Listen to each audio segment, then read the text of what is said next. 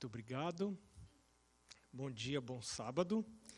Eu estava sentadinho aqui na frente agora há pouco e pensando assim, por que eu escolhi esse tema para pregar hoje? Né? Porque esse tema tem um potencial de ofender um monte de gente e escandalizar outros. Né? Aí eu estava pensando, gente do céu, por que eu fui escolher esse assunto para pregar? Aí lembrei que Mateus 24, 10, Jesus fala assim, falando do tempo do fim, Jesus fala assim, muitos vão se escandalizar, ou seja, se ofender. Pensei, então está profetizado, né? Mas tomara que não seja ninguém daqui, né? Que vai se ofender com a mensagem. Né? Porque quando você lê a palavra de Deus, é a palavra de Deus, não é pitaco de gente, né? É a palavra de Deus. Então, hoje, nessa mensagem, nós vamos ter vários textos da Bíblia. Então, como não vai dar tempo da gente procurar todos, eu vim a viagem toda, minha cunhada veio fazendo o favor de dirigir, e eu vim copiando os textos e colando aqui, para a gente ir mais rápido, porque tem muito verso da Bíblia.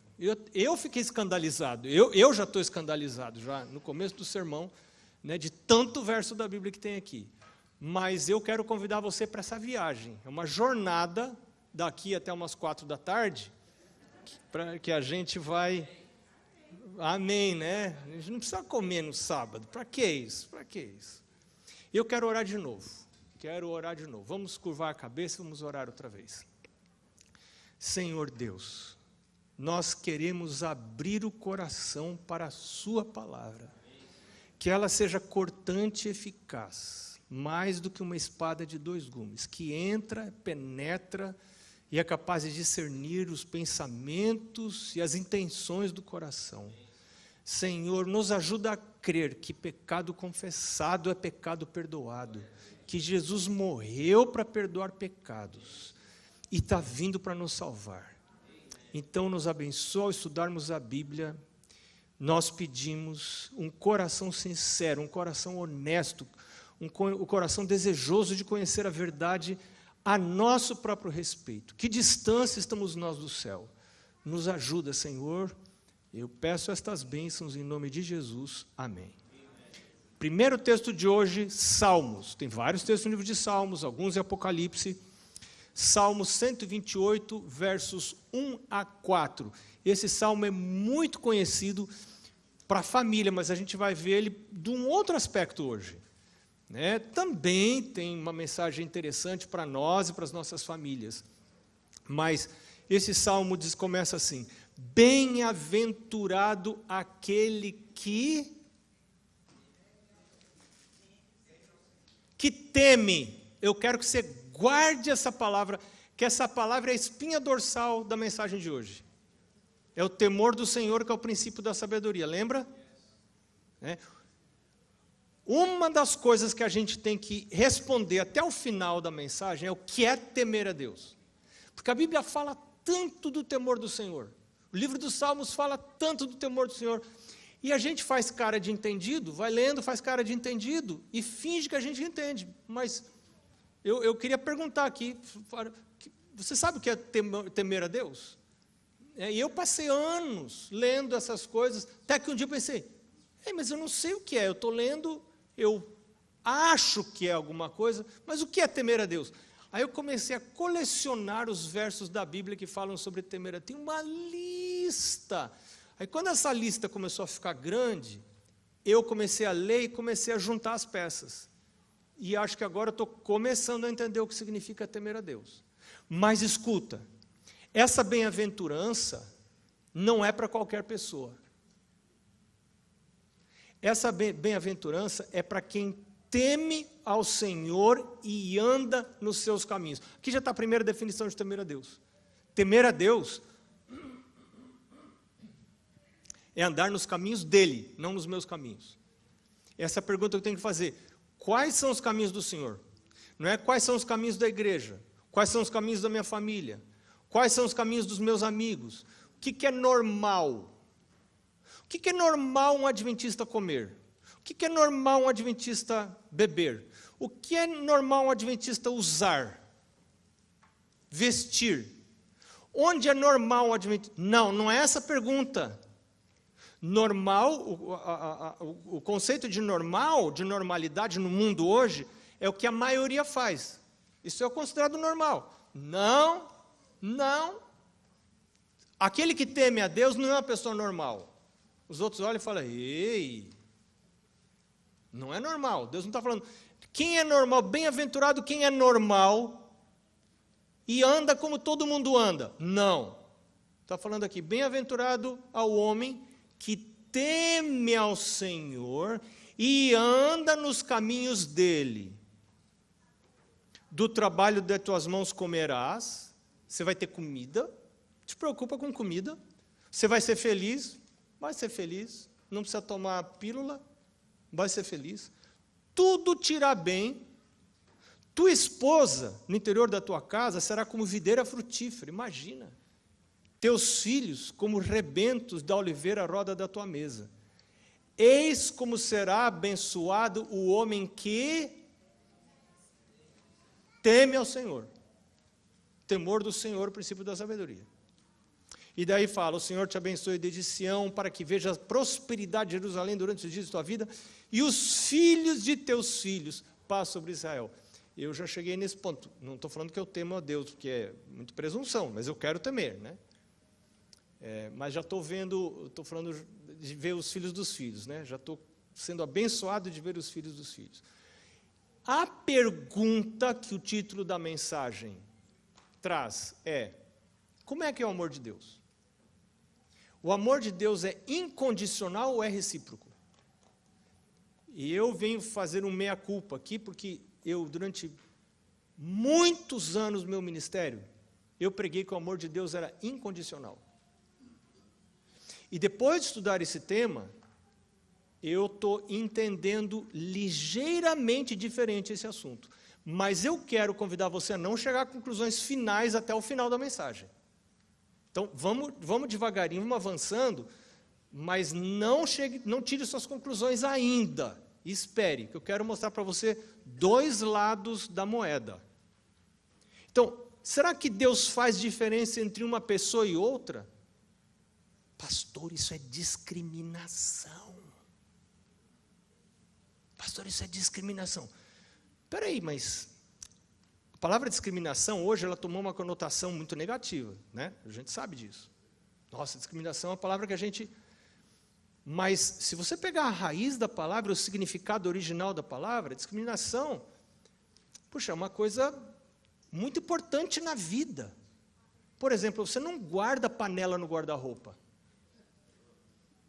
Você discrimina, camiseta é aqui, panela é ali. Isso não é discriminação? É discriminação. Ela é positiva. Quando Jesus voltar, não vai ter discriminação? Opa, os bodes, bode, por favor, minha esquerda, ovelhas, minha direita. O que é isso? Discriminação, mas é uma discriminação positiva. Ela não é uma discriminação nociva, malévola. Então, nesse sentido, será que o amor de Deus é incondicional? Ou o amor de Deus espera algum tipo de reciprocidade? Então, agora vem uma lista de versos. Depois vem uma outra lista de versos. Primeiro verso que eu vou ler com você. Mateus 24, 31. E ele enviará os seus anjos com grande clangor de trombeta, os quais reunirão os seus escolhidos dos quatro ventos, de uma a outra extremidade dos céus. Deus tem escolhidos. Ele vai escolher uns para levar para o céu e outros não serão escolhidos. Agora, qual o critério que Deus vai usar para isso, para essa escolha? Será que é um critério arbitrário? Não. Deus é um ser extremamente previsível e justo. Deus não é imprevisível. Ninguém que não for escolhido para ir para o céu vai falar assim, gente, não, tudo vai estar claro, tudo está claro. E Deus é muito claro nas coisas que Ele fala. Mas nessa hora Ele vai escolher Apocalipse 21, outro texto, versos 6 a 8. Disse-me ainda, tudo está feito. Eu sou o alfa e o ômega, o princípio e o fim. Eu a quem tem sede, não é para quem não tem sede, é para quem tem sede, quem tem desejo, quem quer. Eu darei de graça da água da fonte da vida. Quem não tem sede, não vai ganhar de graça da água da vida. E se eu não tenho sede, eu posso pedir sede. O pessoal dá sal para o gado ter sede. Então eu quero ter sede. E o pior é que às vezes eu não tenho sede. Estou falando a verdade para você. Às vezes eu acordo de manhã, eu não tenho sede das coisas, não tenho vontade de ler a Bíblia. Não tenho... Mas o que eu tenho? Isso é normal. Para pecador, que você quer o quê? Pecador é assim mesmo. Mas o que eu posso fazer? Deus me dá sede que eu não tenho vontade de ler a Bíblia, não tenho vontade de estudar a lição, não tenho vontade de ler Espírito de Profecia, livro de Ellen White, meu sangue, não quero. Claro, porque eu sou pecador, como é que eu vou querer essas coisas que me vão fazer ficar santo? Não quero, mas eu posso pedir para Deus me dar esse gosto. O vencedor, vencer o pecado, e eu também não consigo vencer pelas minhas forças. Jesus falou, sem mim nada podeis fazer, pela força dele, pela união com ele. O vencedor herdará estas coisas, eu lhe serei Deus, ele me será filho. Quanto, porém, aos covardes, aos incrédulos, aos abomináveis, aos assassinos, aos impuros, a palavra impuro no original é pornos. Soa alguma coisa familiar para você? A tradução no português, ela infelizmente, ela não é boa para essa palavra. Sempre que você encontrar na Bíblia a palavra impuro, 90% das vezes, eu estou chutando aqui, né? O original é a palavra pornos. Pornos. Daí sai pornografia, pornográfico, toda coisa. Que indica atitudes ou práticas sexuais fora do plano de Deus. Qual a prática sexual dentro do plano de Deus? Prática sexual é plano de Deus? Claro que é. Mas tem limite? Tem. Quem que estabelece esse limite? É Deus, é a palavra de Deus. Qual é o limite da prática sexual dentro do plano de Deus? Casamento, duas pessoas, sexo diferente, homem e mulher. Onde está isso? Lá Gênesis capítulo 1, Gênesis capítulo 2. Deixará homem pai e mãe e se unirá a sua mulher, uma mulher. Então, não é virtual, é físico, tem que ter pele quente com pele quente, né? Não é tela, né? São duas pessoas reais, não virtuais, e unidas pelo casamento. Ou seja, há uma união, um compromisso vitalício do casamento. Pronto. Nada escondido, nada nas trevas, tudo à luz. Você avisa para as outras pessoas. Né? Quando você vai ter relação sexual dentro do plano de Deus, você avisa todo mundo que você vai ter. Você fala, avisa para o pai, para a mãe, para o vô, para a avó, para a tia. E vem todo mundo feliz comemorar. Come salgadinho, bolinho, tudo. Coisa mais linda desse mundo. Não está nada errado. Não está nada errado. Mas, aos impuros, aos feiticeiros, a palavra feiticeiros é uma palavra interessante. No original é fármacos. Fármacos. O que lembra você a palavra fármacos do grego? Farmácia. Essa palavra, a palavra droga vem daí. Que algumas pessoas, elas usavam algumas drogas alucinógenas para facilitar o contato com os espíritos. Então, foi traduzido feiticeiro. Mas não pode ter alguma relação com o uso de drogas? Fica aqui a pergunta. Aos feiticeiros, será que o uso de droga não deixa a minha mente mais aberta para ser possuída pelos espíritos, que não são o Espírito de Deus? Essa é a palavra original, fármacos. Aos idólatras e a todos os mentirosos, a parte que lhes cabe será no lago que arde com fogo e enxofre, a saber, a segunda morte. Terceiro texto que a gente vai ler, Isaías 3. Isaías capítulo 3, versos 10 a 11. Diz assim: dizei aos justos que bem lhes irá, porque comerão do fruto das suas ações. Fala para os justos, Vai dar certo. Vai dar certo. Quem que é justo? Me responde. Me responde, quem que é justo? Lá em Romanos fala, não tem um sequer. Então eu vou falar para você quem que é esse justo aqui. Justo é o pecador que confessou seus pecados. Não tem outro justo. Quem que é justo? Justo é quem é pecador, sabe que é pecador, e chega para Jesus e fala, eu estou aqui buscando o Senhor porque sou pecador. Eu não estou fazendo fingição de crente. Eu sou pecador. Eu leio a Bíblia, estudo a lição porque sou pecador. E eu quero confessar meus pecados ao Senhor. Jesus fala, está limpo, purificado, justo. Então, Isaías 3, 10 e 11 fala assim, dizei aos justos que bem lhes irá, porque comerão do fruto das suas ações, mas ai do perverso, mal lhe irá, porque a sua paga será o que as suas próprias mãos fizeram. Como é que é o amor de Deus? Ele é incondicional ou ele é recíproco? Eclesiastes 8, 12 e 13, outro texto. Eclesiastes fica lá perto de Salmos. Eclesiastes tá complicado mexer na Bíblia rápido assim, né? Mas eu não vou poder esperar muito, porque a gente tem muitos textos.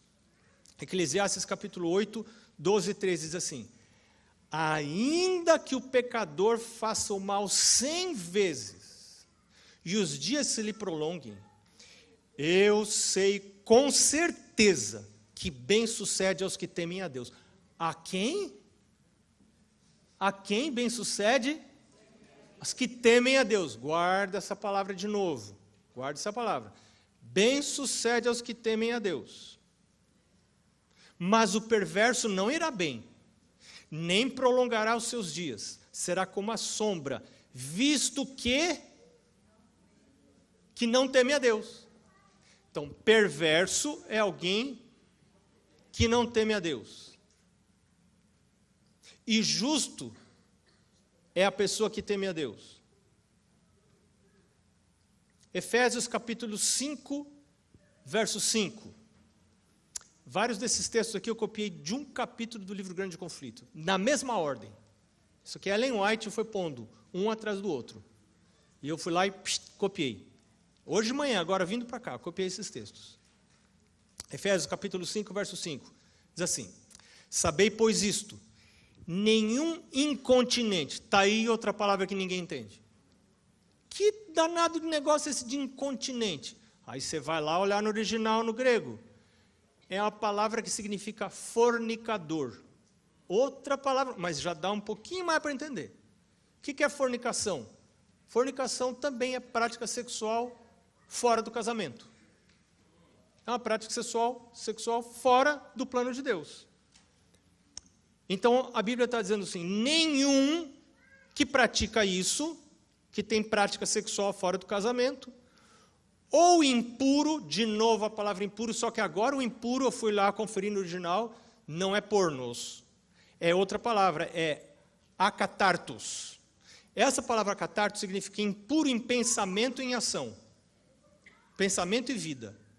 Então, nenhum incontinente, que é fornicador, ou impuro em pensamento e em vida, ou avarento. O que é avarento? Avarento é apego excessivo a dinheiro e a bens materiais. Por exemplo, uma pessoa que não devolve o dízimo, em muitos casos, é por avareza. Né? Porque eu tenho medo, e também eu não tenho Deus lá no céu para me cuidar, então eu tenho que cuidar de mim mesmo, então eu não posso devolver o dízimo porque vai faltar e eu vou morrer. Morre mesmo, vou morrer. Não tem Deus. Né? Então, avarento, que é idólatra, tem herança no reino de Cristo e de Deus. Nenhum desses tem herança no reino de Cristo e de Deus.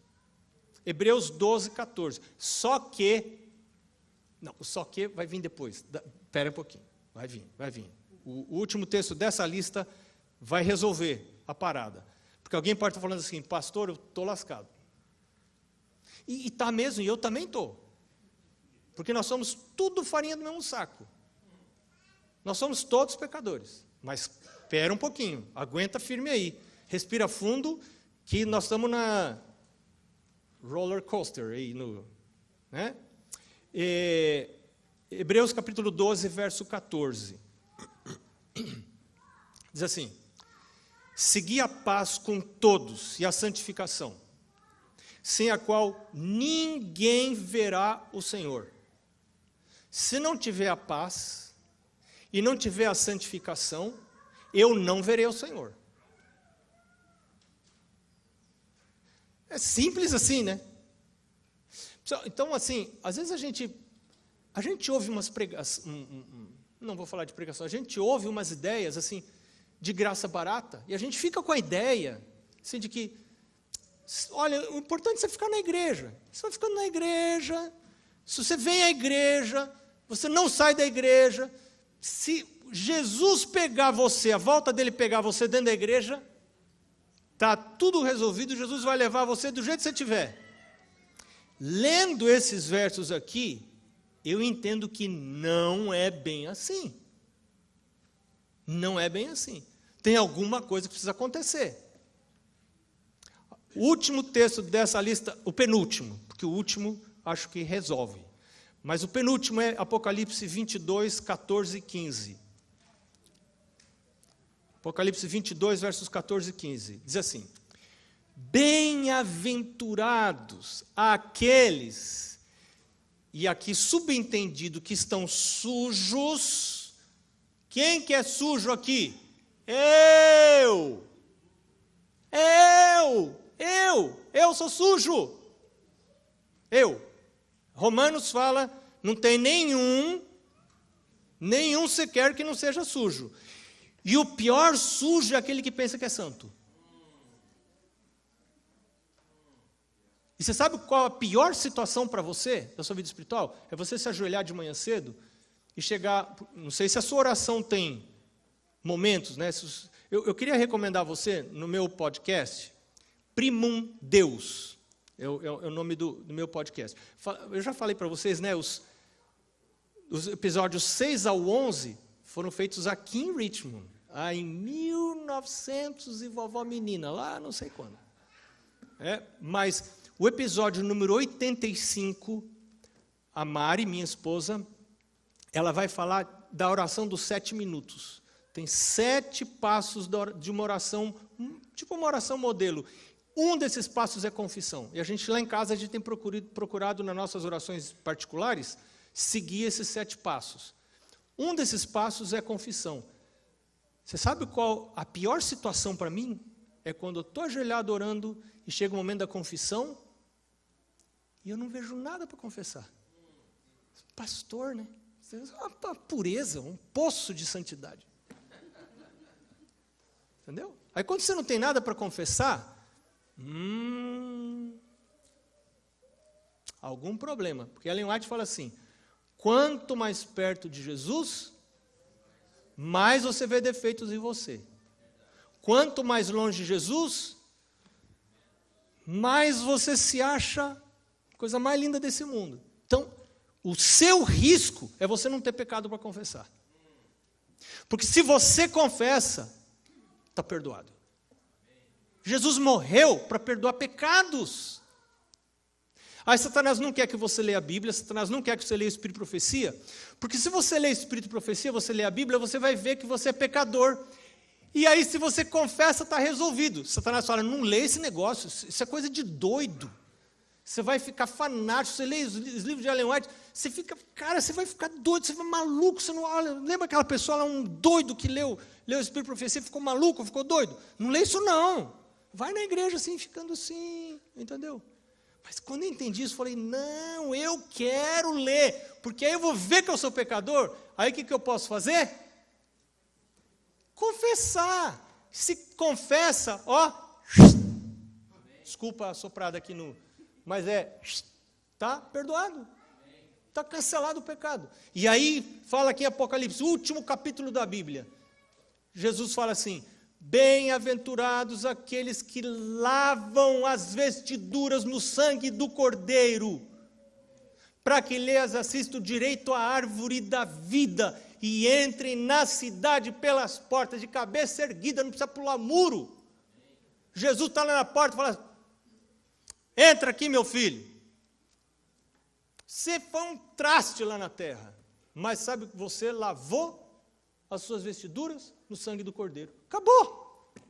Pronto. Resolvido. Não tem pecado ainda. Ninguém inventou um pecado que a morte de Jesus não cubra. Quando confessado. Mas não pensa que eu vou ficando na igreja e vou pecando e não confesso pecado e vou vivendo assim porque todo mundo vive assim. E eu vou arrumando desculpa na vida dos outros, na vida de pastor, na vida de líder, na vida disso, na vida daquilo. E eu vou vivendo a vida como todo mundo está vivendo. E vai dar certo no final. O que esses textos estão falando é que não vai rolar. Não vai rolar. Jesus está lá na porta. Está meio cruel, está meio cruel. Até eu estou achando que está meio cruel a mensagem. Olha o 20, continuando o 22. Agora o verso 15. Fora ficam quem? Os cães. Você não vai poder levar o seu pet. Não, mas espera um pouquinho. Será que Deus está falando de pet aqui? Não, não é pet. O que é cães? Não dá tempo para fazer o arrazoado, mas se você comparar as palavras no original, por exemplo, Deuteronômio capítulo 23, verso 18, usa essa mesma palavra, só que agora em hebraico. A palavra cão foi traduzida no português para sodomia. Deuteronômio 23, 18, a palavra cão é traduzida no português para sodomia. Eu li uma Bíblia em alemão, tá cão, sodomia. Então, cão é sodomia, é relação, práticas homossexuais. Fora ficam os cães, os feiticeiros, os impuros. Agora aqui, impureza, que palavra você acha que é? Pornos. Pornos. Fora ficam os que praticam imoralidade sexual, os assassinos, os idólatras e todo aquele que ama e pratica mentira. Ai, ai, ai. Agora vem a salvação. 1 Coríntios 6,11. Ufa, pastor do céu, estava mal o sermão até agora, mas agora vai dar a resolução. 1 Coríntios 6,11. O que Paulo fala? Olha o que Paulo fala.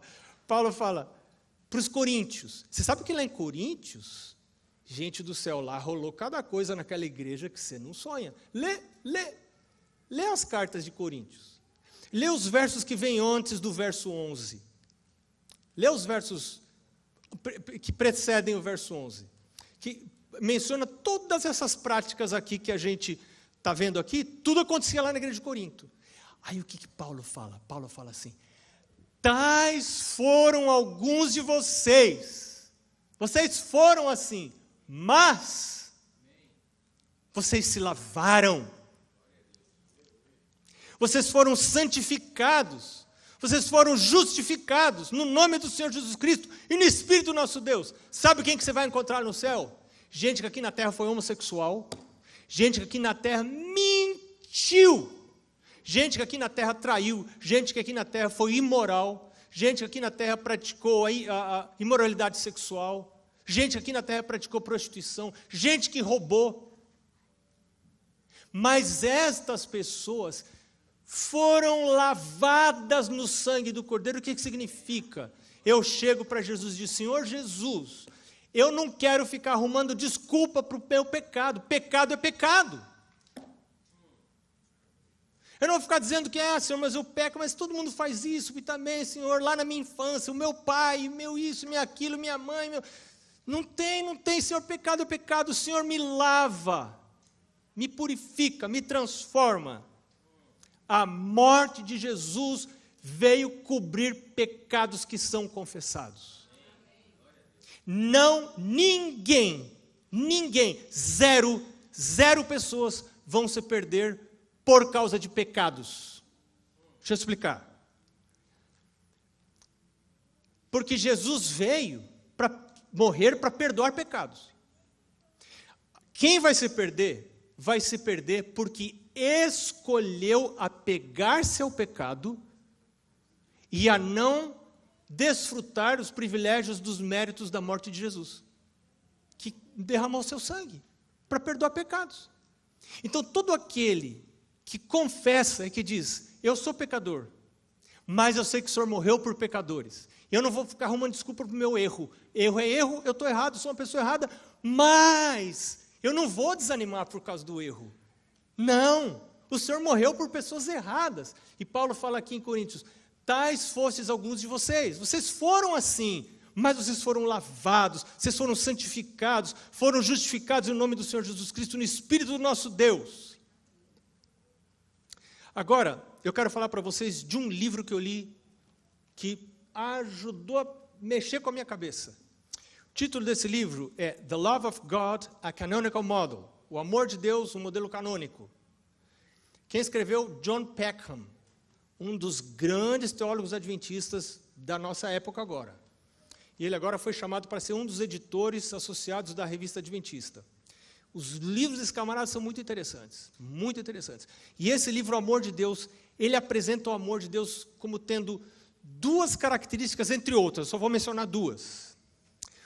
Uma das características do amor de Deus, segundo John Peckham, é que o amor de Deus seria, ele inventou essa palavra, o amor de Deus não é incondicional, o amor de Deus é anticondicional. Ou seja, o amor de Deus não é completamente incondicional. O amor de Deus é antes de todo outro amor e oferecido gratuitamente a criaturas antes de qualquer condição. Está entendendo? O amor de Deus vem antes do seu amor por Ele. Ele começa a amar e Ele oferece o amor antes de qualquer... Ele não dá nenhuma condição. Ele oferece o amor sem condição. Toma o meu amor. Mas não é inteiramente sem condições. O amor divino em relação ao mundo é incondicional com respeito à vontade, mas é condicional com respeito à continuação da relação entre Deus e o mundo. Deus oferece o amor dele. Mas agora, eu preciso aceitar ou rejeitar. Eu não posso ficar em cima do muro. Em algum momento, eu vou ter que aceitar ou rejeitar o amor de Deus. Segunda característica do amor de Deus, que eu vou mencionar, ele menciona 5 outras, a gente não tem tempo de olhar as outras. Ele diz que o amor de Deus é recíproco. Você sabe o que significa a palavra reciprocidade, né? Deus procura um relacionamento de amor recíproco, mas entra em um relacionamento íntimo e particular somente com aqueles que respondem apropriadamente.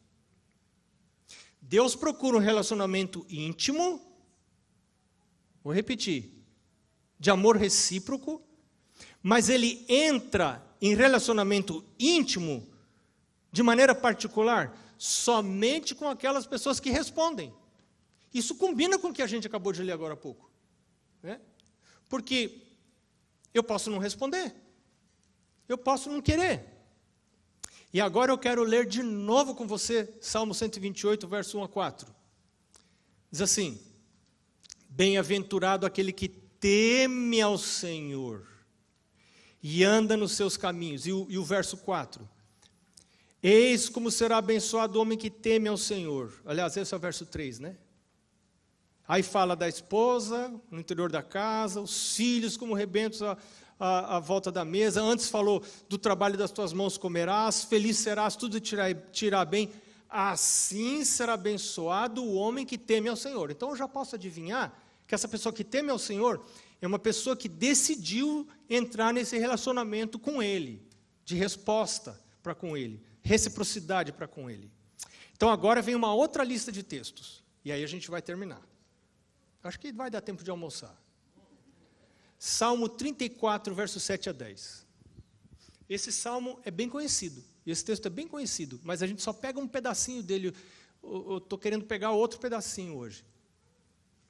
E tem gente que tem esse texto na sala. E outros têm a Bíblia aberta nesse texto. Salmo 34, verso 7. O anjo do Senhor se acampa ao redor daqueles que o temem e os livra. Você já viu? Já foi visitar alguém e tem uma figura de um anjo e tem duas criancinhas quase caindo assim numa ponte e o anjo está lá segurando e daí o verso embaixo: o anjo do Senhor se acampa ao redor dos que o temem e os livra. Já viu? Legal, né? Pintura bem antiga assim. E a gente se atém ao anjo do Senhor, que protege. Mas, às vezes, a gente esquece desse detalhinho que tem aqui nessa frase. Diz assim, o anjo do Senhor se acampa, não é ao redor de todo mundo, não. É ao redor de quem? Dos que temem a Deus. E os livra.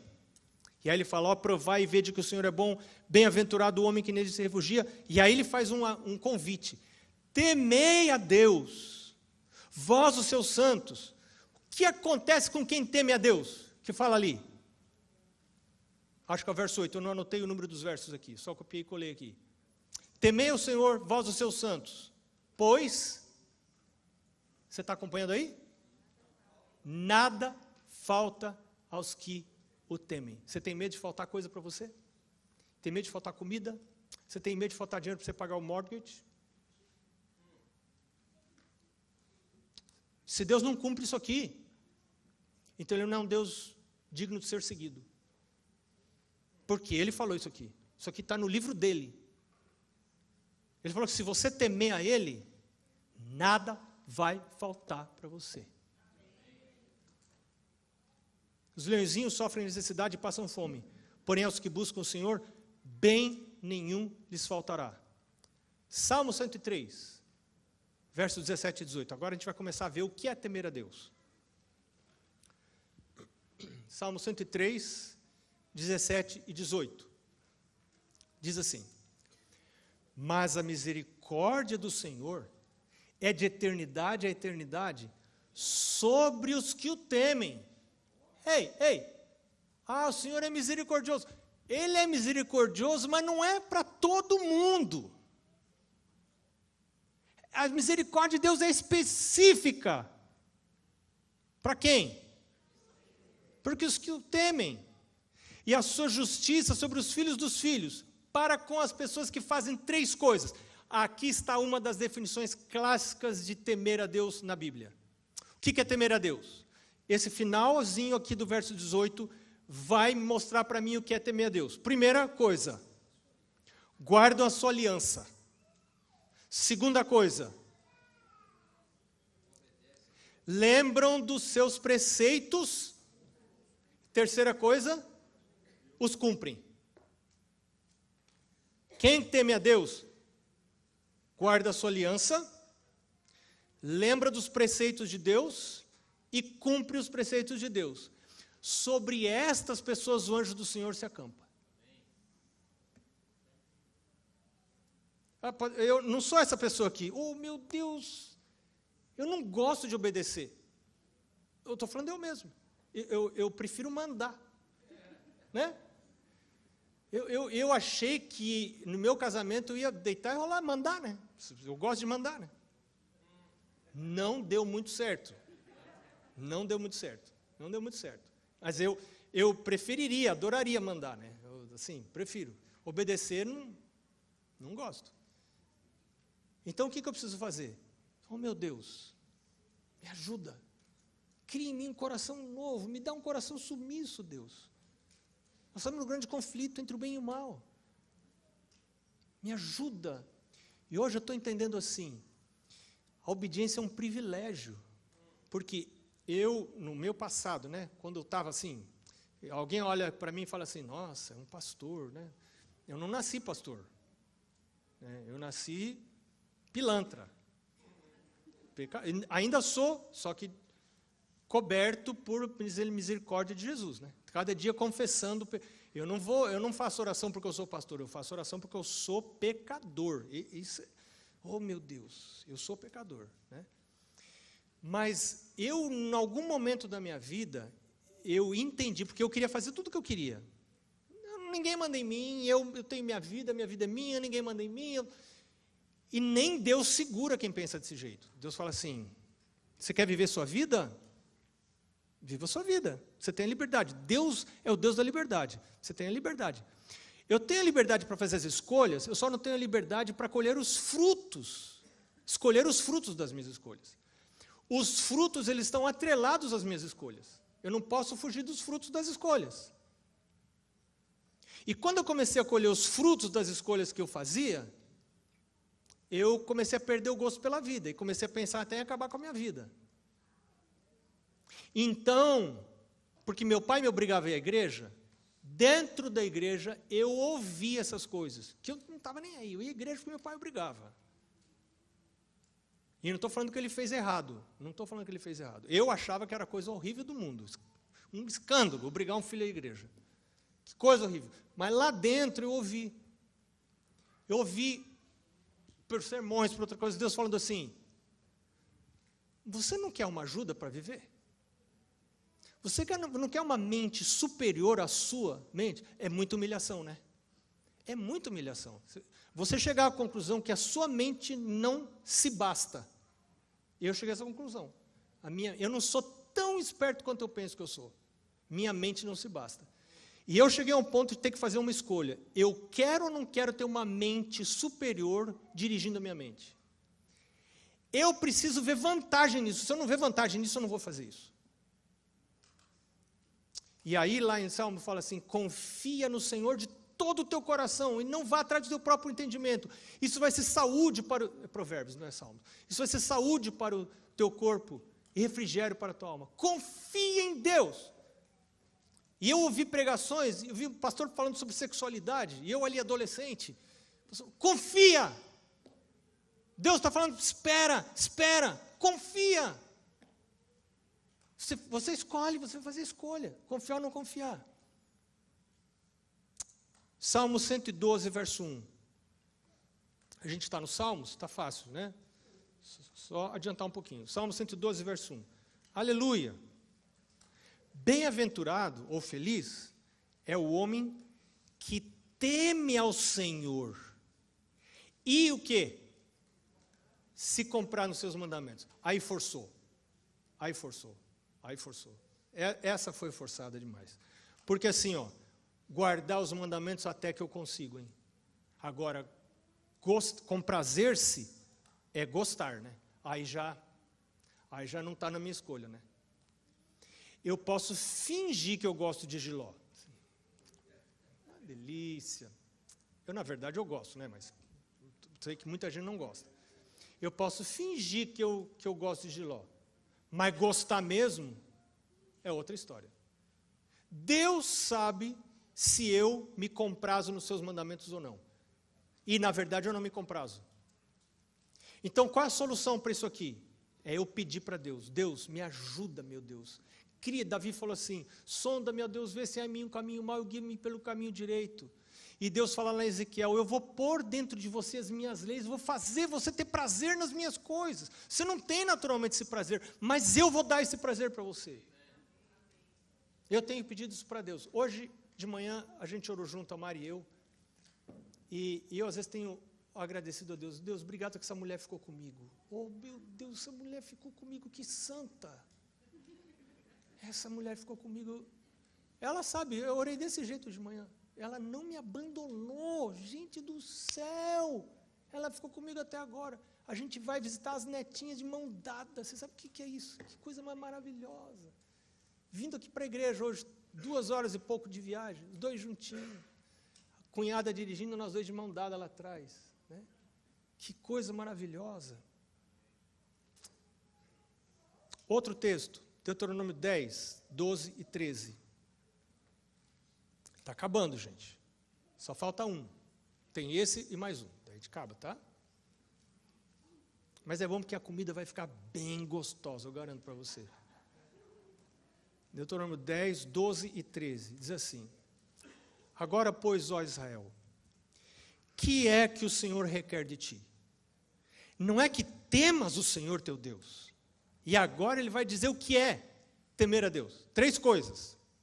Primeira, andes em todos os seus caminhos. Segunda coisa. Não, perdão. Não, é isso mesmo. Deuteronômio 10, 12 e 13. Andes em todos os seus caminhos. Segunda coisa, o ames. Terceiro, sirvas ao Senhor teu Deus de todo o teu coração, de toda a tua alma, para guardares os mandamentos do Senhor, os seus estatutos que hoje te ordeno para o teu bem? O que é que o Senhor requer de você? Que você tema o Senhor.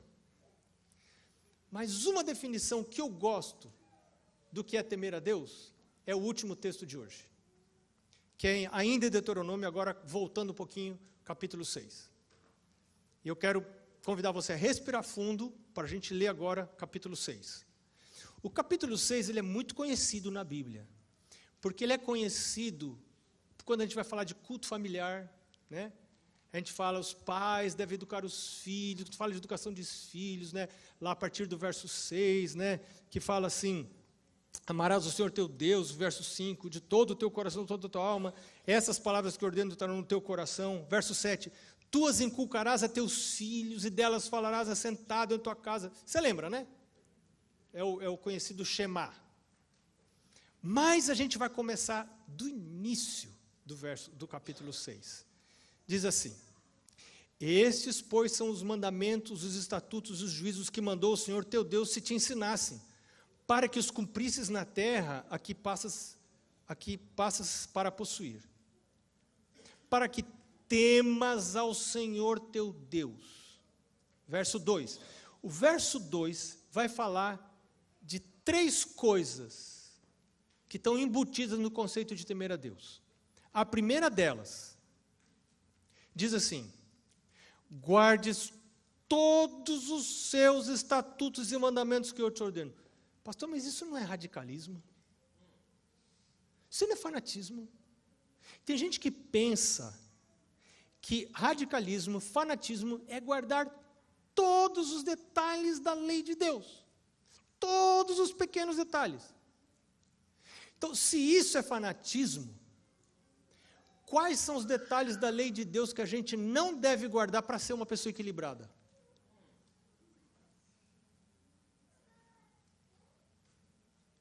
Aqui ele está falando, temer a Deus é guardar todos os estatutos e mandamentos que eu te ordeno. Quem que consegue? Você viu? Isso joga todos nós no mesmo chão. Senhor,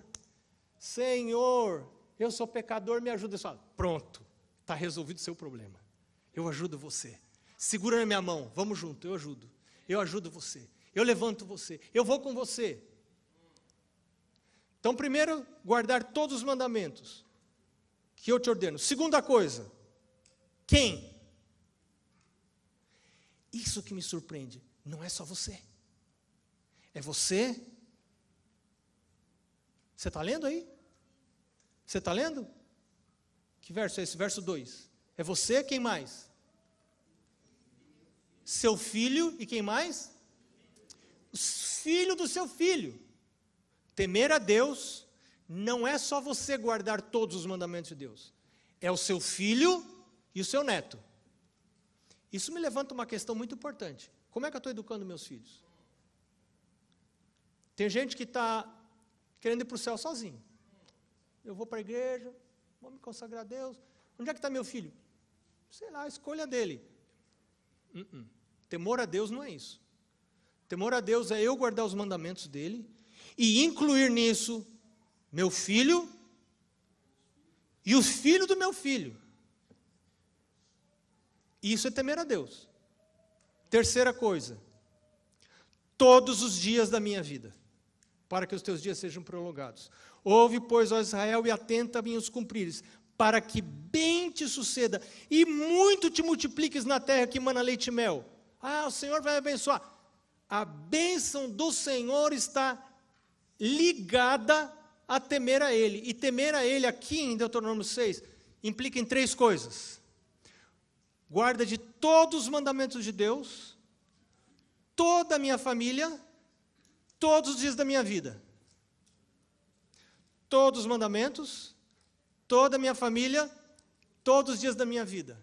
E aí Deus fala assim, isso para que bem te suceda, para que te multipliques na terra, que mana leite e mel, como te disse o Senhor, Deus de teus pais. Então, você está aqui lá lutando, trabalhando, Senhor, me abençoa, me abençoa. O Senhor fala assim, eu vou abençoar.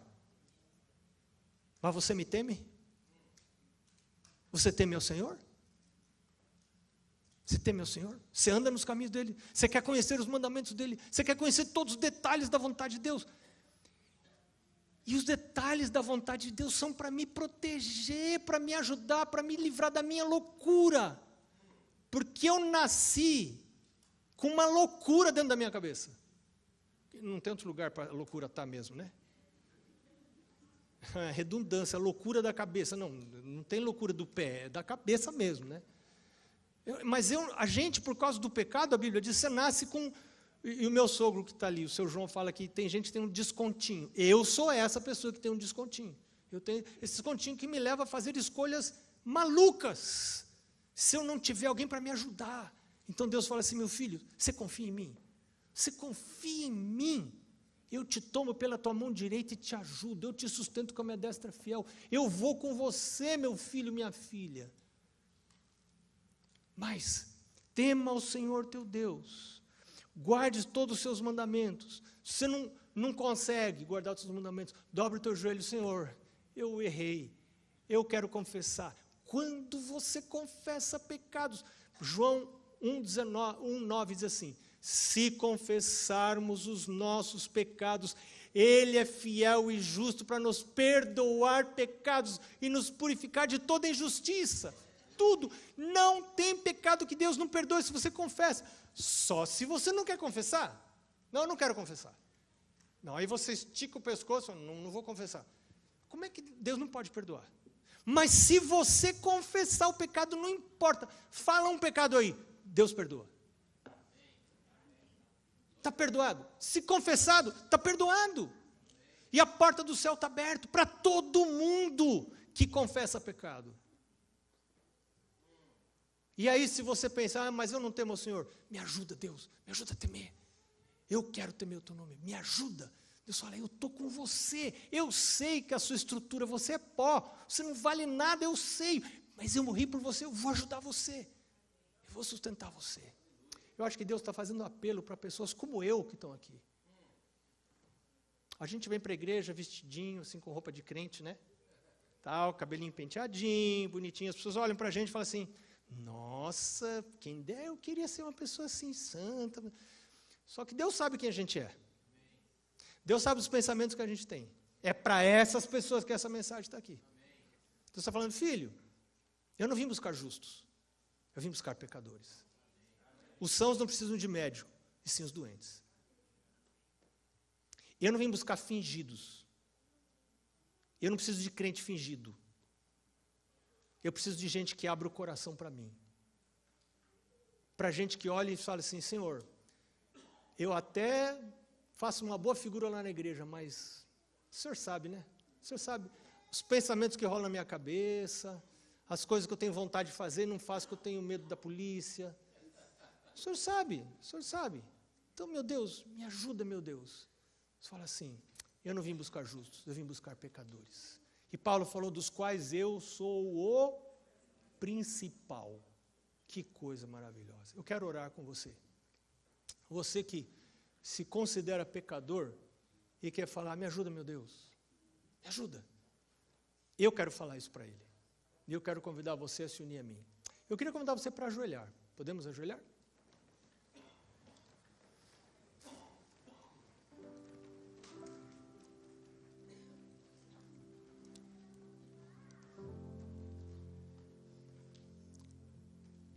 Senhor Deus, nós ouvimos vários textos da sua palavra.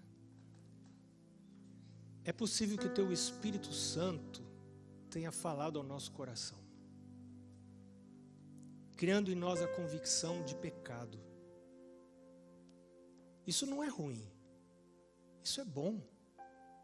Porque quando a gente tem a convicção de pecado, de inaptidão para o céu, a gente pode dobrar os joelhos e confessar, não para seres humanos, mas para o Senhor que desceu para morrer por pecadores. O Senhor falou, eu não vim buscar justos, eu vim buscar pecadores. Então, Senhor, a gente quer descer da nossa altivez, da nossa pretensa figura de crente, de cristão, e assumir a realidade da nossa vida. Nós todos sem exceção, somos uma falsidade diante do Senhor. Mas a não ser que a gente reconheça isso, não tem esperança para nós. Mas hoje nós temos a escolha de reconhecer isso ou não, e confessar pecados. Porque aquele que confessa é perdoado. E essa pessoa será protegida. O anjo do Senhor se acampa ao redor dos que o temem e os livra. Quanta vantagem a gente tem em se unir à mais alta força desse universo. Eu quero te convidar, Senhor, para tomar controle da minha vida, da minha casa. E eu sei que tem gente aqui agora que no silêncio do seu coração está falando a mesma coisa. Toma estas vidas, Senhor, e as sela para a eternidade. Nós pedimos em nome de Jesus. Amém.